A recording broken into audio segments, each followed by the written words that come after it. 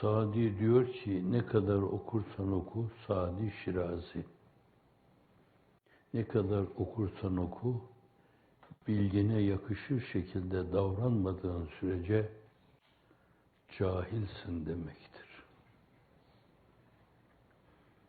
Bilgi tabiata mal edilmesi, bilgi insanı Allah'ın rızasını kazanma istikametinde bir dinamik haline getirilmesi, bilgi sürekli insanı şarj etmesi ve insan aldığı bu enerjiyle hep hu demip ona doğru koşması. Bilgi bunu yapmıyorsa Kur'an-ı Kerim'in ifadesiyle, Kur'an-ı Kerim ifade ettiği için diyorum, كَمَثَلِ الْحِمَارِ يَحْمِلُ أَسْفَارًا. Sayfaları, dosyaları, kitapları sırtında taşıyan bir merkûp gibidir. Bilgi, marifete dönüşmesi, vicdan kültürü haline gelmesi diyebilirsiniz. Sonra onun orada kaynaya kaynaya, kaymaklaşıp muhabbet haline gelmesi. Muhabbetin insanı çıldırtacak bir aşk haline gelmesi. İnsan aşk deyip inlemesi. Sonra kaynaya kaynaya aşkın iştiyakullah, iştiyak likaullah haline alması. Bu kaymak üstü kaymak, akrabül mukarrebinin işi. Hedef o olmalı. İnsan dünyevi işlerinde koşarken de hedefi olmalı. Uhrevi işlerde koşarken de hedefi olmalı. İştiyak likaullah. Cenab-ı Hakk'a mülaka olma iştiyakı. Onu iradesiyle bir yönüyle frenlemeli o arzuyu.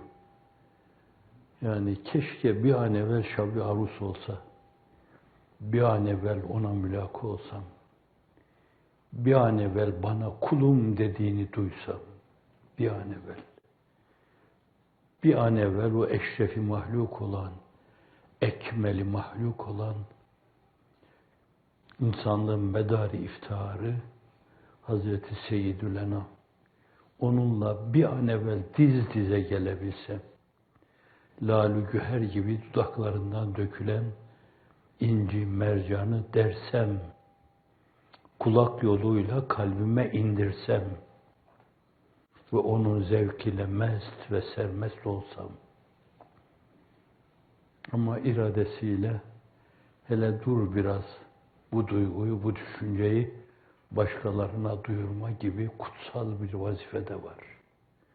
Senin o kavuşma arzusuyla yanıp tutuştuğun Efendimiz Allah'a mülak olduktan sonra, onun cemali ve kemalini müşahede ettikten sonra büyük çoğunluğun kanaati bu istikamettedir. Gördü.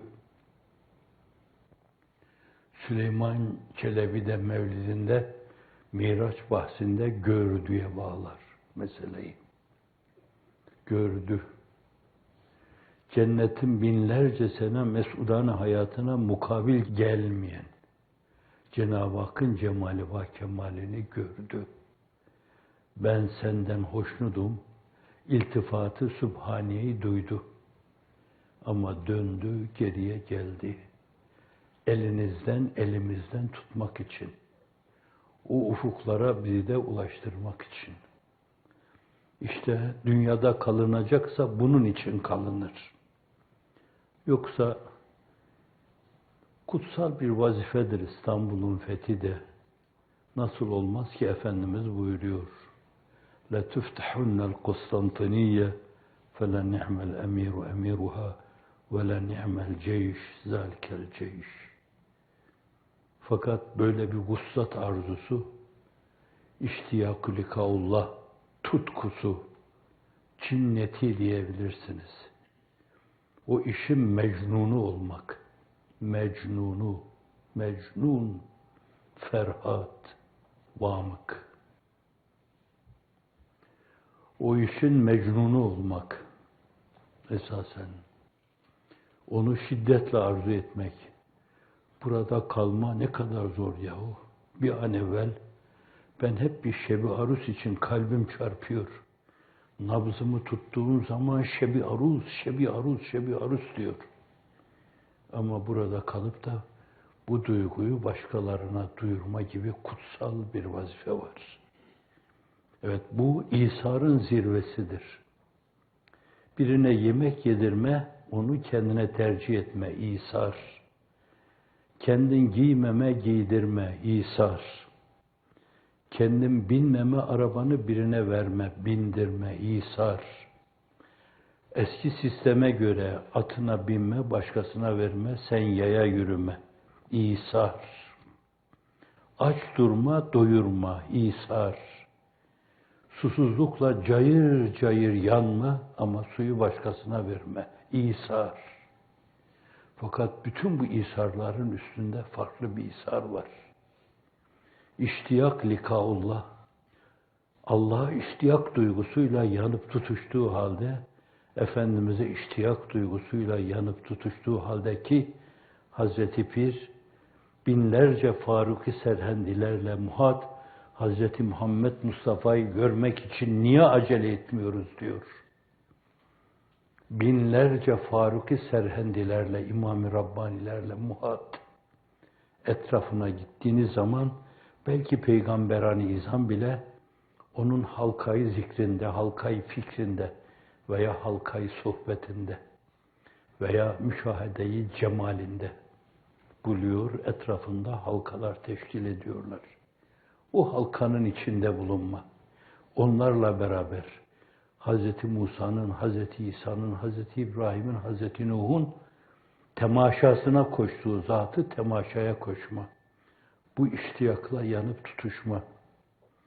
Fakat iradenin hakkını vererek hele az daha dur, dişini sık, sabret. Başkalarında da o duyguyu uyarma çok önemli bir İsa'r ve İsa'r duygusunda zirve bir İsa'r. Mümin bütün İsa'r duygularını böyle bir İsa'r duygusuyla taçlandırması gerektir. Gerçek mümin, hakiki iman etmiş bir insan böyle bir taçlandırmanın sevdalısıdır. Orada gördüğü her şeyi doğru gördü. Yani o güzellikler karşısında kendisini yanlış yorumlamaya sevk edebilecek yanlış algılamalar olmadı. Cenneti debdebe ve ihtişamıyla, vücudu necmi nuranisiyle, vücudu hakanisiyle, cismani keyfiyet kazanıp öbür tarafta size sunulacak şey, o cennet, o cehennem şu anda da mevcut. Belki mahiyet farklılığıyla mevcut yani. Şu anda siz onu göremezsiniz. Çünkü belki birisi bir zakkumu cehennem halinde, öbürü de bir tuğbayı cennet çekirdeği halinde. Ama Efendimiz sallallahu aleyhi ve sellem kendi vücudu necmi nuranisi, vücudu hakanisiyle esasen rüya değil, tahayyül değil, tasavvur değil ama farklı, tam kendine göre o vücuda döndüğü zaman o tahavvül mü diyelim bir yönüyle, o değişim mi, o farklı değişim mi diyelim. Fena fillah, beka billah, ma'allah ruhülen ifadesiyle diyelim. O vücudu hakanisiyle o alemler bütün debdebe ve güzelliğiyle meşher gibi önüne serildi. Neye baktıysa o engin bakışıyla sadece bakma değil, gördü, her şeyi gördü. Her şey nasıl görülecekse göz kaymadı, öyle gördü. Onun hakkında nasıl bir mütalada, nasıl bir analizde, nasıl bir sentezde bulunulacaksa, nasıl bir terkipte, nasıl bir tahlilde bulunulacaksa öyle bulundu. Bir de işte çokların Kadı Yaz ısrarla Şifa-ı Şerif'inde duruyor. Ali Ürkari üzerine yazdığı şerhte onun mütalalarına destek veriyor. Kaynak söylüyorum, erbabı bilir bunları. Israrla. Cenab-ı Hakk'ın cemali ve kemalinde gördü. Ama muhit olduğu aynı anda bu disiplin. Muhat olmaz. Onun için Kur'an-ı Kerim esas ihatayı nefyetmekte. La tudrikul ebsar ve huve yudrikul ebsar. Basarlar onu ihate edemez, kuşatamaz. Çünkü bizim basarımız bir yönüyle muhat bir basardır. Bize göredir. Ne kadar engin bakarsanız bakınız bize göredir. Oysa ki o namütenahidir. Namütenahi. Nasıl zat-ı bah dediğimiz Hazreti Zat-ı Kibriya nakabili idraktır. Aynı zamanda ihate edilme mevzunda da o öyle ihate edilmez. Ama Efendimiz o yüksek kabiliyet ve istidadıyla ve gözü kaymama kabiliyetiyle Cenab-ı Bari Hazretlerini de gördü. O baş döndürücü şeylere şahit oldu. Bir böyle anlamak lazım. Bir de başınız öyle döner ki işte Bedül Emali'de dediği gibi فَيَنْسَوْنُ النَّعِيمَ اِذَا رَعَوْهَا فَيَا خُسْرَانَ اَهْلَ الْاِعْتِزَالِ Ehli itizal rüyeti kabul etmediklerinden dolayı yazıklar olsun ona diyor. Orada baş döndürecek şeyler görüyor. Cenab-ı Hakk'ın cemalini de görüyor. Neyi görüyor? Cennetin binlerce sene mes'udan hayatı bir dakika rüyeti cemaline mukabil gelmeyen Zat-ı Bari'yi müşahede ediyor. Kendi Miraç hadisi şerifinde köşkleri, villaları görüyor. Hatta Seyyidina Hazreti Ömer'in yine vücudu necmi nuranisiyle kendi villasını görüyor. İstiyor ki o çok sevdiği peygamber olsaydı benden sonra Ömer olurdu buyuruyor. İhtimal onun oradaki o hane-i saadetlerine şeref vermek için adım atmak istiyor. Döndüğünde bunu Hazreti Ömer'e hikaye ediyor. Ömer'in bu mevzudaki hassasiyet ve kıskançlığını hatırladım, geriye adım attım. Evinden içeriye girmek istemedim. O alemdeki evinden içeriye girmek istemedim. Hazreti Ömer gözyaşlarını tutamıyor. Sana mı ya Resulallah diyor. Evet, harem odasına kadar, bırak harem odasını, kalbimizin en mahrem noktasına kadar buyursun gelsin kalplerin sultanı. Kursun otağını oraya. İman, izan o mevzuda, yakin esasen marifeti tamme, muhabbeti tamme şeklinde vicdanlarımız onun otağını kurabileceği bir tahttır. Bir taht. Onu öyle taht-ı hümayun haline getirmeli ki Hazreti Ruhu Seyyidül Enam oraya baksın. Tam bana göre bir taht desin. O bakış cihanlara değer. Evet, Efendimiz مَا زَاغَ الْبَسَرُ وَمَا طَغَى لَقَدْ رَأَى مِنْ آيَاتِ رَبِّهِ الْكُبْرَى Cenab-ı Hakk'ın ne büyük ayetlerini gördü. Esasen dünyada da bir sürü ayat-ı beyinat. Tekvini emirler hepsi ayat. Kur'an o ayetlerin tefsiri. Sus, kainat mescidi kebirinde Kur'an kainatı okuyor. Onu dinleyelim, onu virdü zeban edelim. Evet söz odur, ona derler. Hak olup, haktan gelip hak diyen ve nurani hikmeti neşreden yalnız odur. Yalnız sensin ey Kur'an, ey tercüman-ı Kur'an, Hazreti Ruhu Seyyidül Enam, sana canlarımız kurban. Sallallahu aleyhi ve sellem. Ne gördü, ne etti, onları baş döndüren öyle bir meşeri temaşi etmiş, fevkalade vefalı ve biraz evvel İsar adına bir şey dedim. İsar'da insanlığın ulaşamayacağı ufku ihraz etmiş. Bir İsar abidesi, kahraman tabirinde kullanmıyorum, Mahmud Akkad kullanıyor. Bir İsar abidesi gördü onları, Yahu insan nasıl bunlardan mahrum kalır? Ben eğer burada kalmaya karar verirsem, pekala buraya gelmeye çok ihtiyacı olan o insanlar nasıl buraya gelecek? Öyleyse her şeye rağmen benim geriye dönüp onların ellerinden tutmam icap ediyor deyip, evet, o büyük hak dostunun ifade ettiği gibi Hz. Muhammed Mustafa öyle makamları ihraz etti ki, vallahi ben oraya çıksaydım geriye dönmezdim. Ama o döndü, geldi, elinden tutacak kimselerin elinden tuttu ve sonra hükmünü koyuyor. İşte veli ile peygamber arasındaki fark. İşte Hazreti Ruhu Seyyidül Enam'la en büyük veli arasındaki fark. Devlet başkanı falan filan değil. Onlar Ebu Bekir, Ömer, Osman, Ali değilse 5 para etmez. Satsanız bana ben 5 parayı almam. Çünkü yalanları doğrularından daha çoktur. Siyasette söz hakikatin hilafınadır. Şimdi Cenab-ı Hak evvela kalplerimizi o türlü iştiyakla mamur kılsın. Bizi aşkın, sevdanın, iştiyakü likaullah'ın delisi haline getirsin.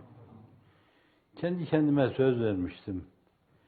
Hayatı kıtmiranenin sonunda daha ziyade münacat ve naat yazmayı.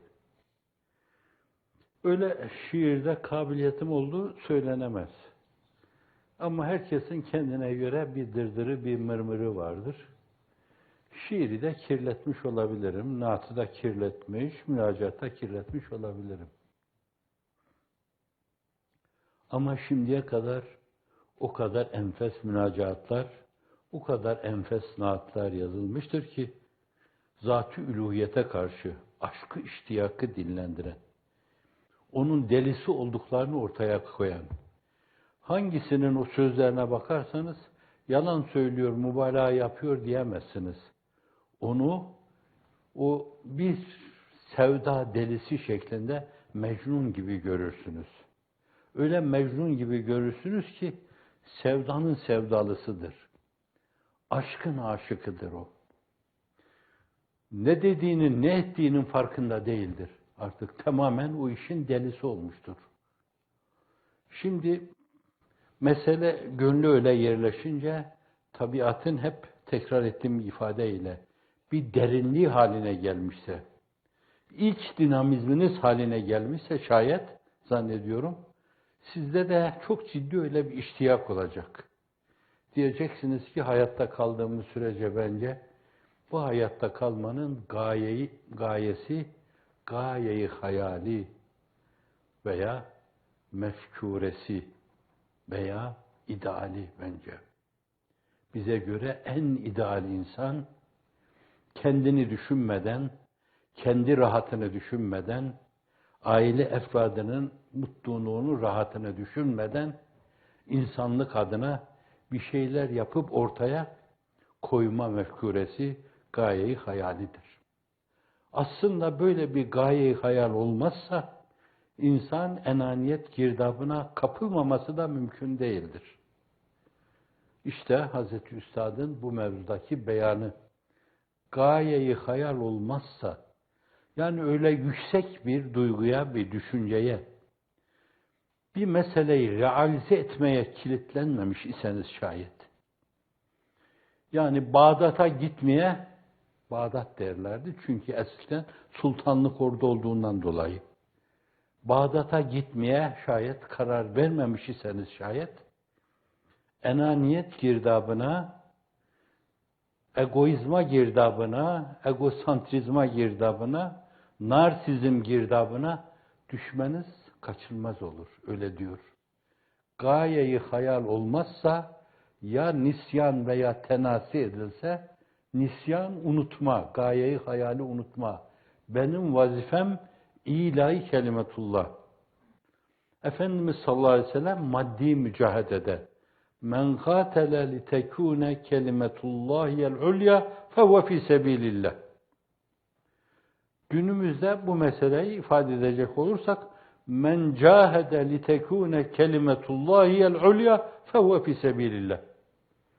Namı celili ilahi her yerde anılan bir şey haline, şehbal açan bir bayrak haline gelmesi istikametinde tamamen o duyguya kilitlenmiş, o gayeyi hayale kilitlenmişse şayet zannediyorum onun da başı dönmez, bakışı bulanmaz, sağa sola takılmaz. Biri gelse ısırsa, öbürü çelme atsa, öbürü bir elenseye kalkışsa, öbürü bir kündeye girişse, bunların hiçbirini görmez, yürür. Vire Bismillah deyip durdursalar yine yürür, yine yürür, yine yürür, öbürü de arkadan yürür. Gayeyi hayal olmazsa ya nisyan veya tenasi edilse unutulacak gibi değil. Tefaül kipinden ishar-ı maalesef bil batın manasına. Ya unutulacak gibi değildi bu ama fakat hani eski tıpta kullanırlardı temarüz. Maraz hastalık demek. Temarüz hasta görünme demektir. Böyle bir rapor koparmak için hasta görünür. Uf başım, o kasıklarım, o falan filan der. Buna eski hekimler dillerinde temarüz derlerdi. Şimdi ne diyorlar bilmem. Teami de o demektir. Ya nisyan veya tenasi, teami, unutulmuş gibi bir şeye tabi olursa, bir muameleye tabi tutulursa, ezhan enelere döner ve etrafta gezer. İnsan, egoizmanın korkunç akıntılarına kapılır ve bir daha da o kahredici akıntıdan sahili selamete çıkamaz. Dünya deyip arkasından koşanların çıkamadıkları gibi. Bize gelince Allahümme iştiyakan ila likaik ve ila likai habibik tuğnina biha en iştiyaki ma sivak ya erhamer rahimin. Allah'ım bize zatına karşı öyle delirtici bir iştiyak ver ki başka bütün iştiyaklar sinemizden silinip gitsin. Başka bütün iştiyaklar sinemizden silinip gitsin. Cennet bile silinip gitsin. Onun kıymeti de orada Allah'ın cemali var, rıdvanı var, Enbiya-i İzam var, sevdikleri var. Ondan dolayı onların hatırına. Yoksa bizim sevdalı olduğumuz şey o. Hu, Allahu. Evet, dünyada böyle bir yüksek gayeyi hayal için durmaya değer. Evet, Kıtmir'in mülazası, iştirak etme mecburiyetine değilsiniz. Ben sultanlar sultanını insanlara anlatamayacak ve bu mevzuda bir hizmetim olmayacaksa, Efendimizle alakalı 2 tane gönle onu sevdiremeyeceksem şayet, bir insanın hidayetine Allah'ın yaratmasıyla vesile olamayacaksam şayet, kendi şahsi hayatım adına ona siz beni mazur görün, kendime ait bir sözle söylüyorum. Eğer böyle yüksek bir gayeyi hayale dilbeste olamamışsam, cihanları fethetme dahi olsa bunun karşılığında kendimi eşek sayarım. Sakın size bir şey söyledim zannetmeyin. Ben düşündüğüm şeyi kendi adıma, düşündüğüm şeyi kendime söyledim. Onu sevdirme. Emir, Habbibullaha ila ibadihi yuhbibkumullah buyuruyor. Allah'ı sevdirin kullara ki sevsin Allah da sizi. Mukabele. Böyle bir mukabele. Bir damla ile ona doğru adım atın, derya ile mukabelede bulunsun. Bir zerre ile ona doğru bir adım atın, güneşlerle mukabelede bulunsun. Bir fani alemle ona doğru bir adım atın. Bir baki alemi size bahşeylesin. Pazarlığa bakın. Taatiye bakın. Ticarette taati yoluyla alışveriş vardır. Malın fiyatı üstünde bellidir. Karşılığını verir, alırsın. Pazarlık yapmadan. Bey-ü şira mülazasına girmeden. Buna da Kitab-ül Buyu'da taati yoluyla alışveriş denir. İşte bu bir taatidir. Evfu bi ahdi ufi bi ahdikum. Verdiğiniz sözü tutun. Bakın nasıl söz tutuluyormuş. Ben nasıl size verdiğim sözü tutacağım. Hele bir dilbeste olun. Hele bir gönlünüzle onun arasındaki engelleri, manaları, surları elinizin tersiyle itin. Hele onunla bir kalbi bütünlüğe geçin. Bakın başınızdan aşağıya sağanak sağanak neler yağdırıyorum. Evet. Onun bir şey kazanmaya ihtiyacı yok. O gani, o muni, o müstagni mutlak. Siz, biz muhtaç. Üveysül Karni'nin münacatında dediği gibi, belki daha öncesi Seyyidina Hazreti Ali'ye, Zeynül Abidin'e, Hasan Basri gibi kimselere dayanıyor. Evet, o gani alel itlak, müstagni mutlak, muhtaç olan biziz, fakir olan biziz, aciz olan biziz, sermayesi damla olan biziz, sermayesi zerre olan biziz. Bu minicik şeyleri vermek suretiyle cihan paha şeyleri elde etmek ne kadar karlı bir ticaret. İnne Allah iştera minel mu'minine enfusahum ve emvalehum bi enne lehumul cennet buyuruyor. Allah sizinle öyle bir pazarlıkta bulunuyor. Satın size ait fani şeyleri, alın baki şeyleri, gelip geçici şeyleri, atın, alın gelip geçmeyen şeyleri. Atın böyle fani güzellikleri, elde edin baki bir güzelliği. Bakmaya doyamayacağınız, gördüğünüz, baktığınız zaman kendinden geçeceğiniz.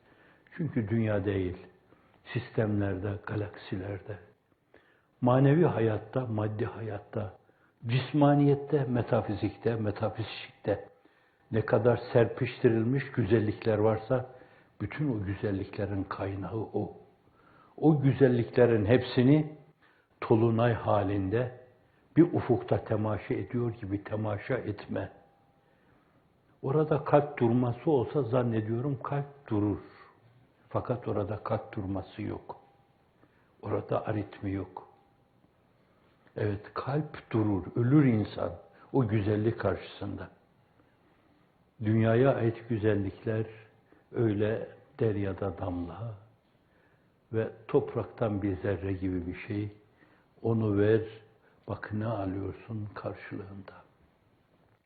Siz ona talipsiniz, hep ona talip oldunuz arkadaşlarınızla beraber.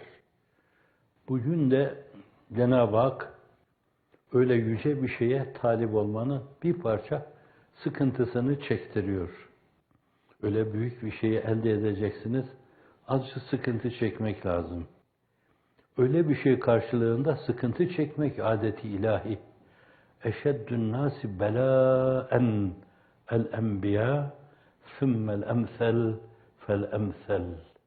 Belanın en çetini, en zorlusu enbiya-i izamı. Sonra derecesine göre diğer insanlara. Hazreti Pir açılımını yaparak söylüyor. Eşeddün nâsi belâen el-enbiyâ sümmel evliyâ. İsterseniz esfiya, ebrar, mukarrebin diyebilirsiniz derecesine göre. Enbiya'dan sonra mukarrebin, onlardan sonra esfiya, onlardan sonra evliya, onlardan sonra da sizler gibi güzel insanlar.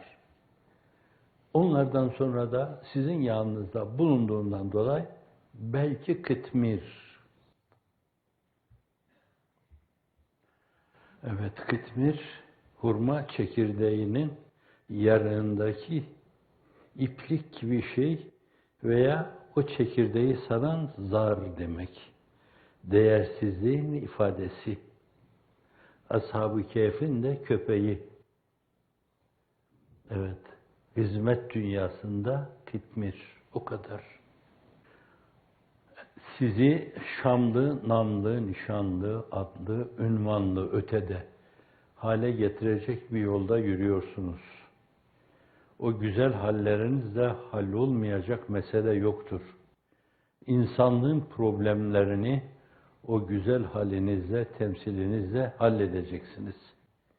Bu arada birileri gelip ilişecek, diş atacak, ısıracak, yalan söyleyecek. Bunların hepsi kafirce şeyler.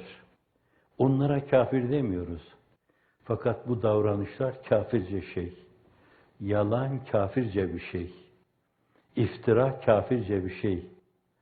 Olmadık bir şeyde bulunma, söyleme kafirce bir şey. Birini ifna etme, ibadede bulunma, tenkilde bulunma, itibarsızlığa zorlama, kafirce tavır, kafirce davranış. Bunları yapan insanlar tevbe ederlerse kurtulurlar. Bir de deyip ettikleri kimselerden özür dileme şartı vardır. Ama bir şey var bana yapılamaz gibi geliyor. Heyeti milyonlara bali olan bir cemaat hakkında, bir hizmet hakkında bu türlü iftiralarda, isnatlarda, naseza, nabeca sözlerde bulunuyorlarsa, hafizanallah, bütün o cemaatin teker teker her ferdinden el öpme pahasına bile olsa hakkın helal et demedikten, helallik almadıktan sonra kurtulmaları mümkün değil. Ona ne benim, ne başkasının, ne de başkalarının gücü yetmez. Cenab-ı Hak böyle diyen, böyle edenleri altından kalkılmayan o vizir, fasit dairesinden halas eylesin. Vebal, günah, kaybettiren demek. O vizir, fasit dairesinden halas eylesin. Dünya başlarını döndürmüş, bakışlarını bulandırmış, dünyadan başka bir şey görmüyorlar. Dünya saltanatı deyip, onun uğrunda her şeylerini feda ediyorlar. Kur'an'ın ifadesiyle, bilerek dünya hayatını, ahiret hayatına tercih ediyorlar. Ve bir yönüyle, bu kıymetli, çok değerli olan hizmeti değersizleştirmek için ellerinden gelen her şeyi yapıyorlar. Cenab-ı Hak o fasit daireler zincirinden onları da halas eylesin. Ne diyelim? Evet. Kazara bir sapan taşı bir altın kaseye değse ne taşın kıymeti artar, ne kıymetten düşer kase. Bir kasede altın taşıyorsunuz, kendini bilmez bir densiz bir taş atıyor, taş gelip kaseye değiyor, kese değiyor. Ne taşın kıymeti artar, ne kıymetten düşer kase. Öyle bir şey taşıyorsanız, size diyenler sadece kendi densizliklerini ortaya koymuş olurlar. Evet. Kıymetten düştüyse hizmet, şanına noksan gelir sanma. Yere düşmekle cevher sakıt olmaz kıymetten. Sürgün, ihtifa, cebri, hicret, zindan, evlere kapanma, dışarıya çıkamama, aç bırakılma, susuz bırakılma, kafirin, zalimin yapmadığı, yapmayacağı şeylere maruz kalma. Bütün bunlarla sizi kıymetsizliğe mahkum etme cehd ve gayreti içindeler. Yere düşmekle cevher sakıt olmaz kıymetten. Siz cihan çapında maşeri vicdana otağlarınızı kurmuş insanlarsınız. Sevgi otağlarını, sempati otağlarını. Kimsenin o gönüllerden onu söküp atmaya gücü yetmeyecektir. Amnofis de olsa yetmeyecektir. Jules Sezar da olsa yetmeyecektir. Lenin de olsa yetmeyecektir. Tiran da olsa yetmeyecektir. Yetmeyecektir, yetmeyecektir. Siz halle, temsille dünya çapında insanlığın sinesine otağı kurmuşsunuz. Densiz, kirli ağızlar, her açışlarında levsiyat boşaltan insanlar, terör örgütü diyecekler, fırak-ı dalle diyecekler, paralel diyecekler, halt edecekler, herze yiyecekler. Fakat katiyen size zarar gelmeyecek. Durumunuzu resmetme açısından min gayri haddi bunları söyledim. Eğer sizi incittiysem özür dilerim. Allah karşısında da yakışıksız, şık olmayan bir şey dedimse ondan da af dilerim. Ama zalimlerden asla.